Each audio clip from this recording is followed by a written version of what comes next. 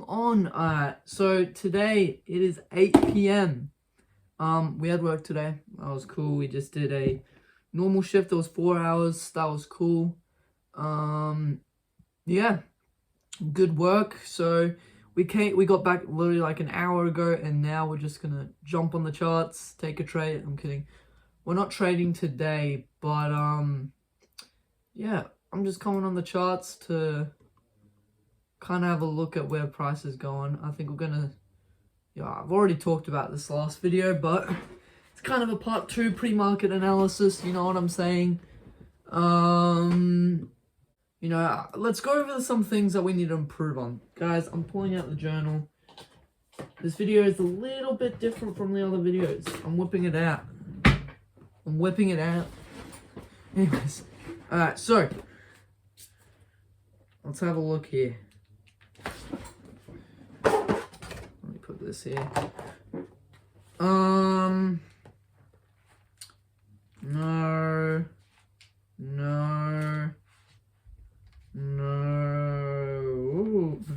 Alright, so guys, I journal every single trade.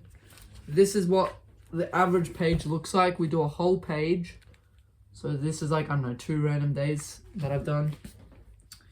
Alright, and let's go. So what we do is we first go over our pair. So we did GBP USD. As you can see, pair, bias, emotions, risk reward, improve, and then post-trade clarity. So that's what I do. Guess where I got this from? TGR. Thank you, TGR. You're changing a lot of people's lives. Anyways, yeah, so I do all of that, and I think my biggest problem has been identifying my daily bias. So if we have a look here, improve. Daily bias. Daily bias. Daily bias. Yeah, all of my improve is daily bias. So that's been my main problem, which we just fixed. We've been identifying it wrong the whole time. My emotions are they're becoming better. I definitely have seen some improvement with my emotions. Becoming more consistent, as in with not doing my emotions and stuff. So that's good. So my emotions are getting better. We need to keep it that way. I know there's probably going to be a time when my emotions, you know, but that's part of trading. But we got to like be able to get to the point where we just, whatever price is doing, we don't give a shit. And however fast it goes, however slow it goes, we just wait for what like has to happen. Oh, I farted. No. What? And oh, fuck. Holy shit, I just saw like some light go through my window and I just fucking froze. Thought I died. I just was in the back rooms for a million years. Anyways, yeah, so we got to improve on our daily bias, which we just did. We still kind of got to improve on it though, identifying that shit. Like, we got this wrong. We clearly identified it wrong. So there we go. Still got to improve on it. Emotions, still improving. You're always improving. Definitely probably waiting for some more confirmation and stuff. Sometimes entering off of hesitation. And sometimes just downright being like one-sided. So when I have a bias, I'm just not looking at the thing. Like, for example, right here, this is kind of similar to a trade I took.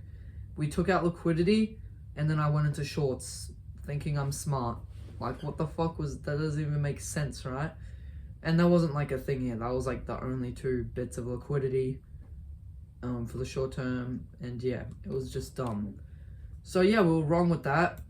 And yeah, that's another thing we're going to improve. Just being able to see price and adapt. So when price reverse, like, isn't going in my daily bias's direction, we adapt, flip our bias, and go to bullish or bearish. And we still also gotta be okay with entering on the 1 minute. We don't have to wait for 5-minute closes, I don't think. It's better for more confirmation, but it depends on what it is. Like a 5-minute break of shock shot, I will usually wait for that, because that's like confirming that we're gonna start going in that direction, most likely. And yeah, so that's kind of what we got to improve on.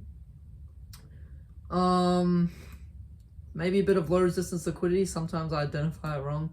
Like I'd say this is low resistance liquidity, for example.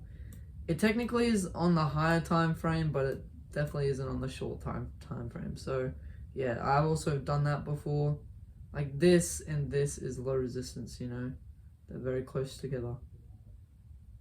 And this is as well. Same with this. Not so much this, but you get the point. So yeah, it's looking good. And I guess our last kind of problem is we look at the higher time frame sometimes and we kind of like forget that we're trading on the short time frame and we're not like, you know, processing that, and we see that we're bearish on the 4-hourly, so we go for shorts because we think it's like, it's again, we definitely should be identifying like our bias and seeing where price wants to go. Like if it's going to be a 4-hour retrace yet we're bullish like right now, then we look for shorts. That's what I'm kind of saying, you know. Sometimes we fail to do that and it's bad, but sometimes we also think we're doing it right, but we're still like thinking too long term. Like I'll hop on the daily and say price wants to drop down to here and think it'll happen in a day on like the daily, which it might, but definitely not in the first hour, you know, and we might just get stopped out, you know what I'm saying? So that's another thing. And yeah, that's really it. There's obviously probably a bunch of things that I haven't said that we need to improve on. Yeah, it's good. We just gotta keep working, stay focused, keep doing this shit, you know. This looks like it could potentially be consolidation. I'm not even gonna lie. Which is not the best, but it is what it is. But that's like some resistance. We just tapped into it, so we might just go down. But yeah, we made relatively equal lows. So this is a crazy draw. Crazy draw. Insane. But yeah, that's gonna be it, guys. It's a bit different. We have a bunch more to improve on. We're gonna continue trading.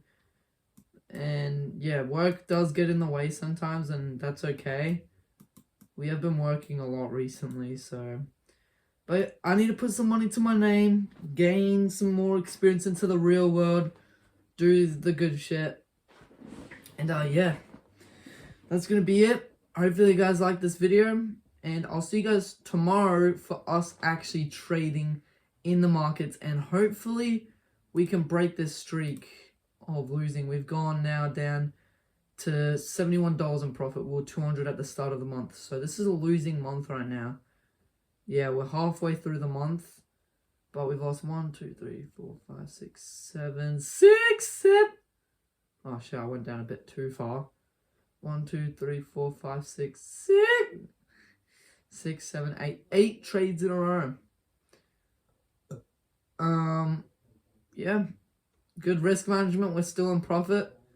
20, 15, 15, 15, 20, 9, 20, 10, 14, 16.